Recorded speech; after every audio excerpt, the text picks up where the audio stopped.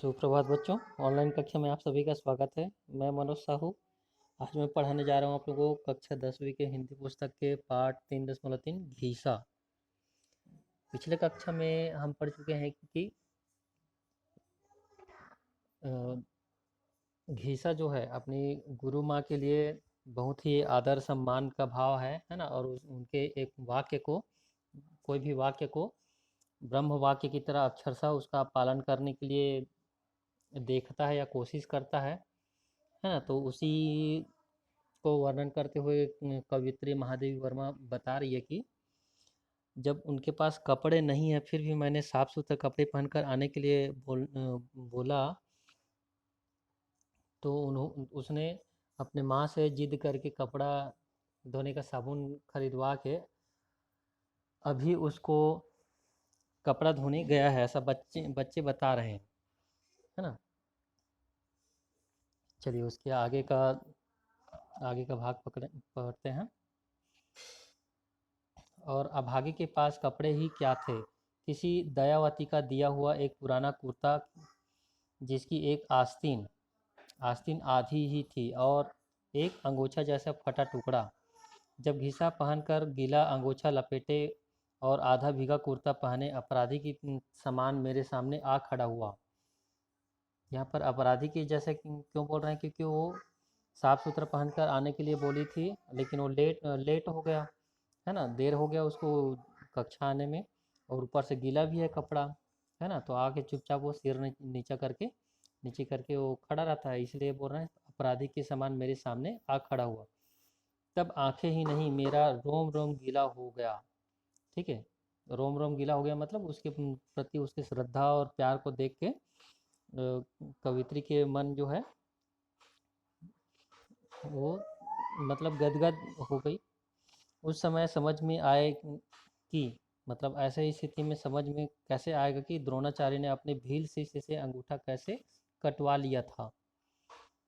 ठीक है, एक दिन न जाने क्या सोचकर मैं उन विद्यार्थियों के लिए 5-6 सेर जलेबियां ले गई। ठीक है, मतलब 5-6 सेर जलेबियां था, 5-6 किलो ऐसा समझ लीजिए, है ना। तो 5-6 किलो जलेबियां ले गई, पर कुछ तोलने वाले की सफाई से, कुछ तुलवाने वाले की समझदारी से।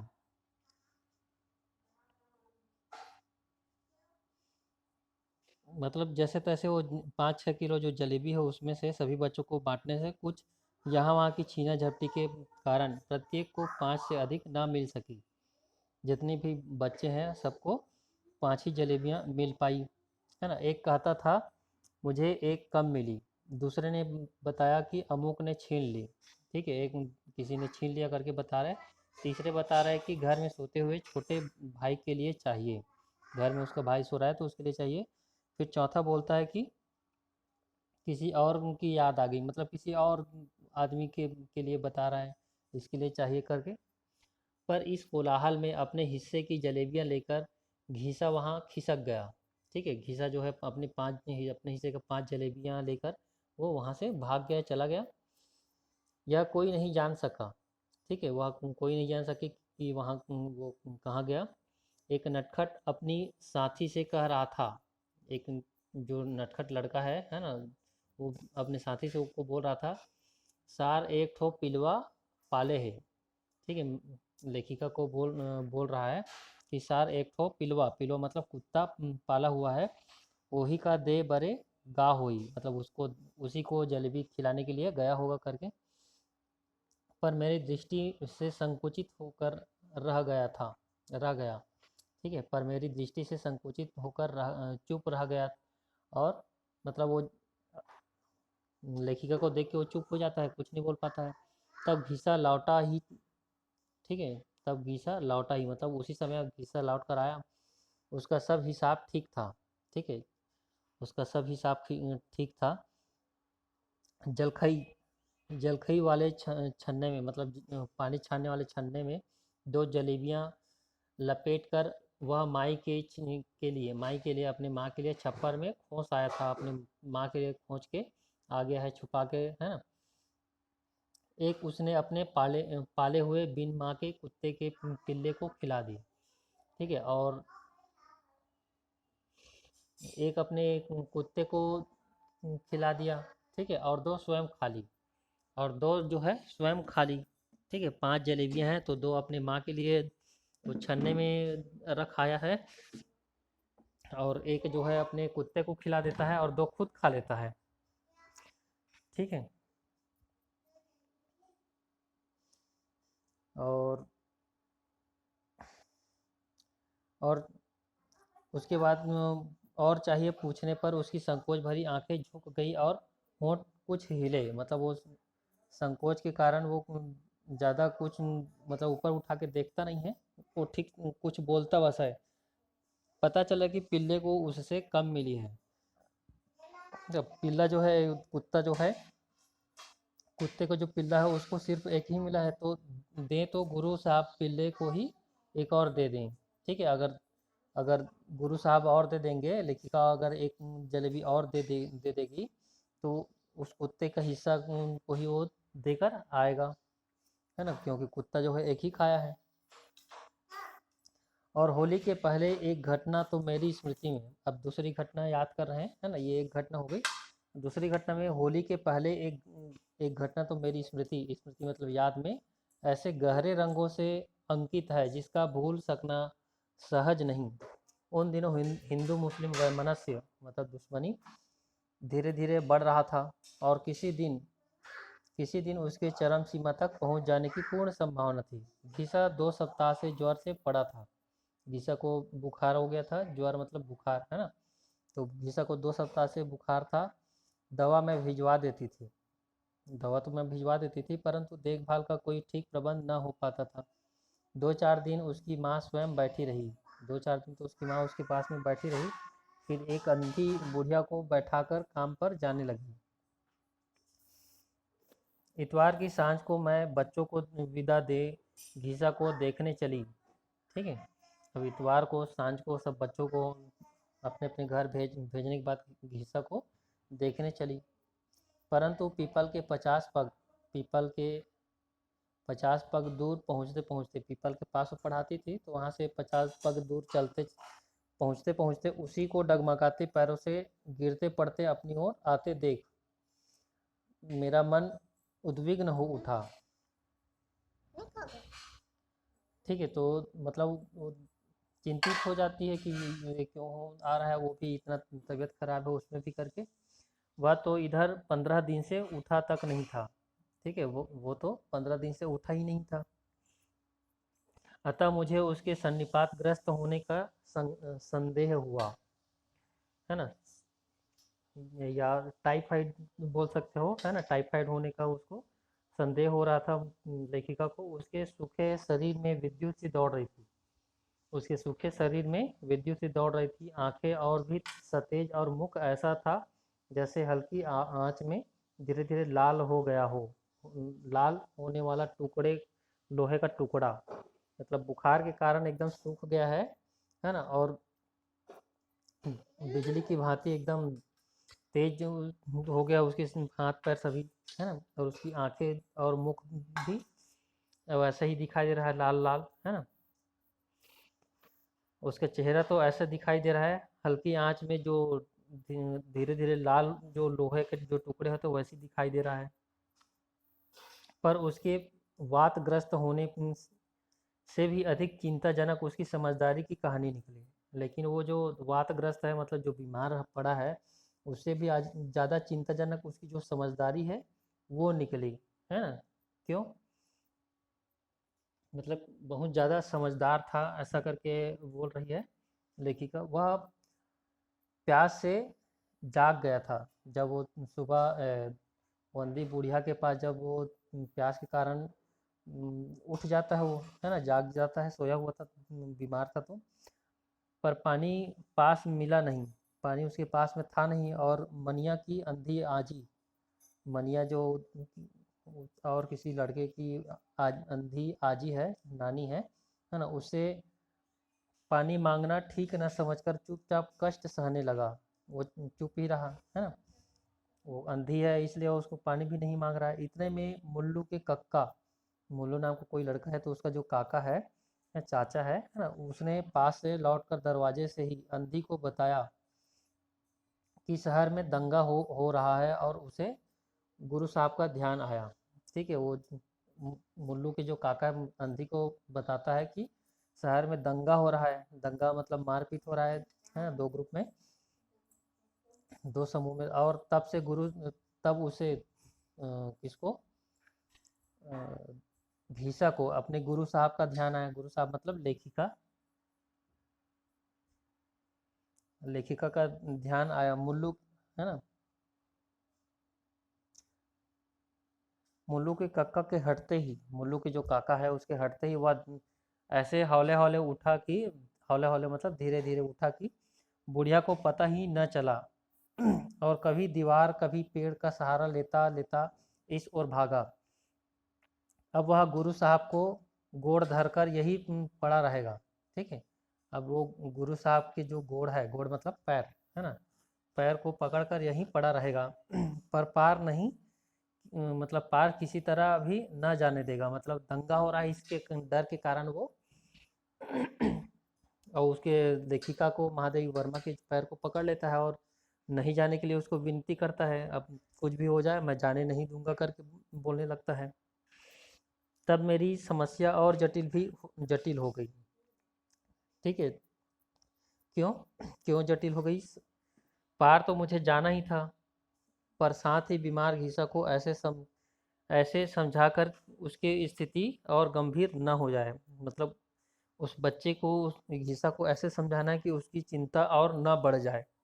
ठीक है, पर सदा के संकोची, नम्र और आज्ञाकारी घीसा का इस दृढ़ और हठी बालक में पता ही न चलता था। मतलब हमेशा हमेशा जो घिसा है संकोची और विनम्र और आज्ञाकारी था, लेकिन ऐसे ही वो दृढ़ और हठी बालक में पता ही नहीं चलता था। मतलब ऐसा हठ करेगा करके, किस लिए दंगा हो रहा है, इसलिए उसको अपने इसी गांव में रुकने के लिए उसने पार साल ऐसी अवसर पर हताहत दो मल्लाह देखे थे। ठीक है, और ऐसे ही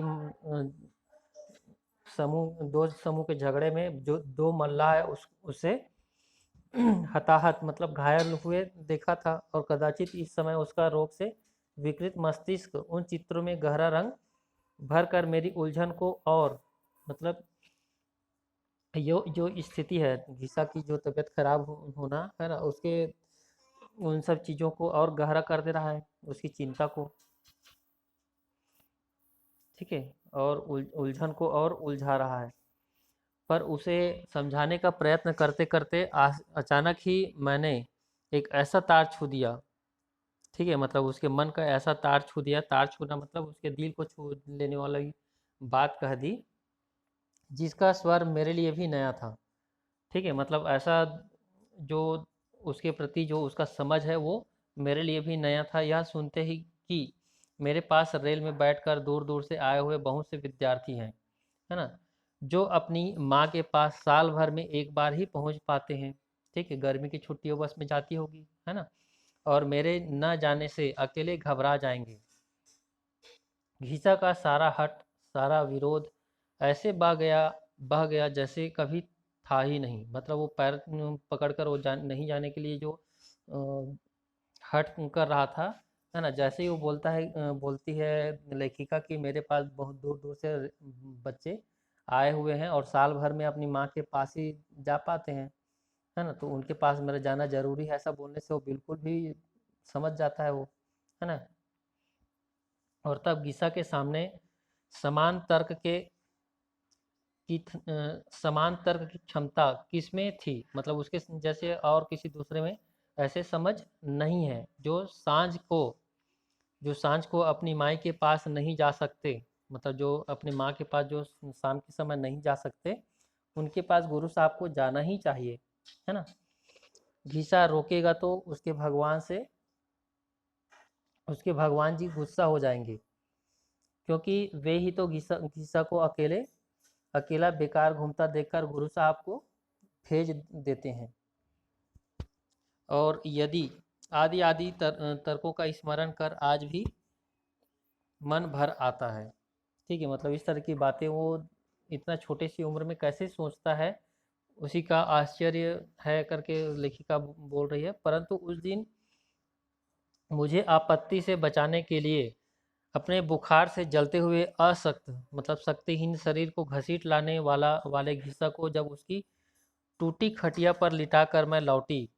ठीक है, मतलब उसका जो टूटा हुआ जो खटिया खटिया या पलंग बोल सकते हो, है ना, उस पर लिटाकर शरीर उसका जो बुखार से तप रहा था, फिर भी वो घसीटते घसीटते वो वहां तक गया। है। तो उन्हीं चीज को मतलब बहुत ही आश्चर्य हो रहा था करके लेखिका बोल रही है। तब मेरे मन में कौतूहल की मात्रा ही अधिक थी, मतलब बहुत आश्चर्य की बात थी। इसके उपरांत मतलब इसके बाद हिस्सा अच्छा हो गया और धूल और सूखी पत्तियों को बांधकर उन्मत्त के समान घूमने वाली गर्मी की हवा से उसका रोज संग्राम छिड़ने लगा। ठीक है, अब गर्मी का समय है तो मतलब अब धीरे धीरे घिसा ठीक हो गया, है ना। तो और पत्तियों को बांध कर मतलब जो हवा में पत्ती का जो पत्तियां जो उड़ते हैं, है ना, तो उन्मत्त के समान घूमने वाली गर्मी की हवा, गर्मी जो हवाएं हैं गर्मी के दिनों में जो चलती है ना, तो उसके रोज संग्राम छिड़ने लगा, मतलब उससे रोज उसकी लड़ाई होने लगी। लड़ाई होने लगी क्या मतलब कि कपड़ा पड़ पहन नहीं पाता है ना, इसलिए वो रोज उस गर्म हवा में कैसे रहता है, उस कैसे संघर्ष करता है, ये चीज बता रहे हैं। झाड़ते झाड़ते ही वह पाठशाला धूल धर्षित होकर भूरे पीले और कुछ हरे पत्तों की चार में छिपकर कंकाल शशि शाखाओं में उलझते सूखे पत्तों को पुकारते वायु की संतप्त सरसर की मुखरित होकर उस भ्रांत बालक को चिढ़ाने लगती। ठीक है, मतलब जैसे ही वो बालक जो है अच्छा से लिपाई पुताई करने के बाद, झाड़ू करने के बाद हवा के झोंके आने से फिर से वहां पर पूरे धूल बिछ जाते हैं और सूखे पत्ते आ जाते हैं, है ना। उसी को बोल रहे हैं कि संतप्त सरसर, वायु की संतप्त जो सरसर की जो आवाज होती है वो उस भ्रांत बालक को, उस समझदार अच्छे बालक को चिढ़ाने लगता, है ना। तब मैंने तीसरे पहर के से संध्या तक समय तक वहां रहने का निश्चय किया। परंतु परंतु पता चला घिसा किस्मत किसकिसाती आंखों को मलता और पुस्तकों से बार बार धूल झाड़ता हुआ दिन भर वहीं पेड़ के नीचे बैठा रहता है। ठीक है, मतलब बाद में पता चला कि वो वहाँ धूल आंधी वगैरह चल रहा है, फिर भी वो घिसा वहीं पर उस गुरु माता की इंतजार करते। आंखों में क्या है, धूल चलने से आंख में पड़ जाने से, उसी को बोल रहा है कि इसकी साथी आंखों को मलता और पुस्तक को बार बार धूल झाड़ता हुआ दिन भर वही पेड़ के नीचे बैठा रहता है, मानो वह किसी प्राचीन युग का तपोव्रती तपोव्रती अनागरिक ब्रह्मचारी हो, मतलब किसी ब्रह्मचारी जो ऋषि मुनि होते हैं उसी के समान वो तपस्या के करते हुए जैसे रहते हैं, उसी के समान वो उस धूल में उस धूप में वहाँ खड़ा रहता है, जिसकी तपस्या भंग के लिए ही लू के झोंके आते हैं। और उसकी तपस्या को भंग करने के लिए कौन आता है? लू, गर्मी की जो हवाएं हैं। इस प्रकार चलते चलते समय ने जब दाई छूने के लिए दौड़ते हुए बालक के समान पलटकर उस दिन पर उंगली धर दी जब मुझे उन लोगों को छोड़ देना था। तब तो मेरा मन बहुत ही अस्थिर हो उठा, मतलब उन लोगों को छोड़कर जाने का भी दिन आया तो मेरा मन जो है वो बहुत ही अस्थिर हो उठा। कुछ बालक उदास थे, कुछ खेलने की छुट्टी से प्रसन्न। कुछ बालक जो है वो उदास थे और कुछ जो बच्चे हैं वो अब दिन भर खेलने की छुट्टी मिलेगी करके खुश थे। कुछ जानना चाहते थे कि छुट्टियों के दिन चूने की टिप्पियाँ रख कर गिने जाए। ठीक है, कुछ जो है वो जानना चाहते थे कि छुट्टियों के दिन जो है चूने की टिप्पियाँ रख कर गिने जाए या कोयले की लकीरें खींचकर। कुछ के सामने बरसात में टपकते हुए घर में 8 पृष्ठ की पुस्तक बचा रखने का प्रश्न था, मतलब उसका जो घर है वो बारिश में टपकता है तो अपनी पुस्तक को कैसे बचाएगा, ये सब चिंताएं थी उसके पास। कुछ कागजों पर चूहे के आक्रमण की ही समस्या का समाधान चाहते थे और कुछ के पास चूहे जो है पुस्तक को काट न दे उसकी समस्या है। ऐसे महत्वपूर्ण कोलाहल में घिसा ना जाने कैसे अपना अपना रहना अनावश्यक समझ लेता था। मतलब ऐसे समय में, मतलब सभी बच्चे वहाँ आए हैं और लेखिका उन लोगों से मिलने के लिए आई हुई है, तो ऐसे समय में घिसा कैसे यहाँ नहीं है, ये चिंता की विषय है। अतः सदा के समान आज भी मैं उसे न खोज पाई। जब मैं कुछ चिंतित सी वहाँ से चली, मतलब चिंता करते हुए वो जब वो जाने लगी लेखिका, तब मन भारी भारी हो रहा था। मन भारी भारी हो रहा था। आंखों में कोहरा सा घिर घिर आता था। आंखों में कोहरा मतलब अंधेला हो रहा है। वास्तव में उन दिनों डॉक्टर को मेरे पेट में फोड़ा होने का संदेह हो रहा था। ठीक है। उस दिन उस लेखिका की जो तबीयत खराब हो रही है ना, डॉक्टर बोल रहे हैं कि उनके पेट में क्या हो रहा है, फोड़ा हो रहा है, अल्सर हो रहा है ना। ऑपरेशन की संभावना थी। कब लौटूंगी या नहीं लौटूंगी, यही सोचते सोचते मैंने फिर कर मतलब बार बार चारों ओर आर्द्र दृष्टि डाली। मतलब पता नहीं यहाँ वापस आ पाऊंगी कि नहीं आ पाऊंगी करके इन सब बातों को याद करते करते वो उनकी आंखों से आंसू निकलने लगते हैं, है ना। और वैसी गिली दृष्टि से मतलब आंखों से चारों ओर देखती है। कुछ समय तक उन परिस्थिति स्थानों से भेंट कर वहीं उलझ रही, मतलब बाकी सभी चीज़ों को देखकर वो वहीं उलझी रही। पृथ्वी के उच्छ्वास के समान, पृथ्वी के उच्छ्वास मतलब जो जैसे हम लंबी लंबी जो सांसें लेते हैं उसी को उच्छ्वास बोलते हैं, है ना। तो पृथ्वी के उच्छ्वास कहने का मतलब जो तेज जो हवा चल रही है उसी को पृथ्वी के उच्छ्वास बोल रहे हैं। तो पृथ्वी पृथ्वी के उच्छ्वास के समान उठते हुए धुंधलेपन में वे कच्चे घर आकंठ मग्न हो गए। मतलब जिसे के जो कच्चे घर है ना, वो उसके बारे में उसके मन में आ रहा है। केवल फूस के मटमैले और खपरेल के कत्थाई और काले छप्पर वर्षा में बढ़ी गंगा के मिट्टी जैसे जल जल में पुरानी नावों के समान जान पड़ते थे।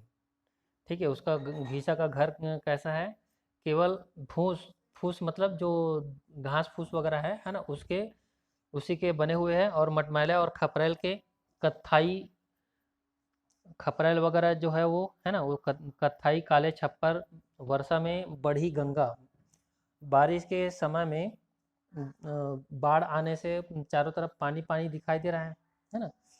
तो उसका जो झोपड़ी है जो घर है वही बस मिट्टी जैसे जल में पुरानी नावों के समान जान पड़ते हैं। जिस प्रकार से चारों ओर पानी रहता है और बीच में नाव दिखाई देता है, वैसे ही उसका घर दिखाई दे रहा है। कछार की बालू में दूर तक फैले तरबूज खरबूज खेत अपने सिरकी और फूस के टट्टियों और रखवाली के लिए बनी कुटियों के कारण जल में बसे किसी आदिम द्वीप का स्मरण दिलाते थे। ठीक है। और चारों तरफ जो पानी है ना, तो वहाँ कछार नदी के जो किनारे है उसको कछार बोलते हैं, है ना। तो कछार की बालू में दूर दूर तक क्या है, तरबूज और खरबूज की जो खेत है ना, वहाँ की जो सिरकी जो छीन पेड़ के जो पत्ते हैं है ना, उसके जो पर्दे के सामान जो बनाए जाते हैं उसी को फूस की टट्टियों मतलब जो पर्दा के समान है उसी की रखवाली करने के लिए जो बाड़ा जैसे बनाते हैं उसको रखवाली के लिए बनाई गई है ना। पर्णकुटियों के कारण जल में बसे किसी आदिम द्वीप के जैसे दिखाई दे रहा है। उनमें एक दो दिए जल चुके थे और उन घरों में एक दो दिए जल चुके हैं। तब मैंने कुछ दूर पर एक छोटा सा काला धब्बा बढ़ता देखा। वह घिसा ही होगा, है ना। यह मैंने दूर से ही जान लिया। आज गुरु साहब को उसे विदा देना है।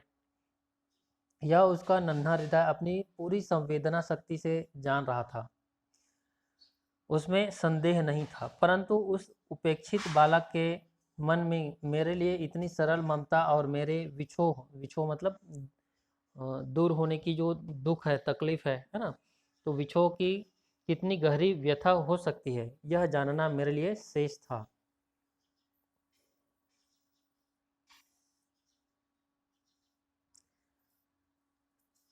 चलिए बाकी बचा हुआ कल पढ़ेंगे बाकी हिस्सा।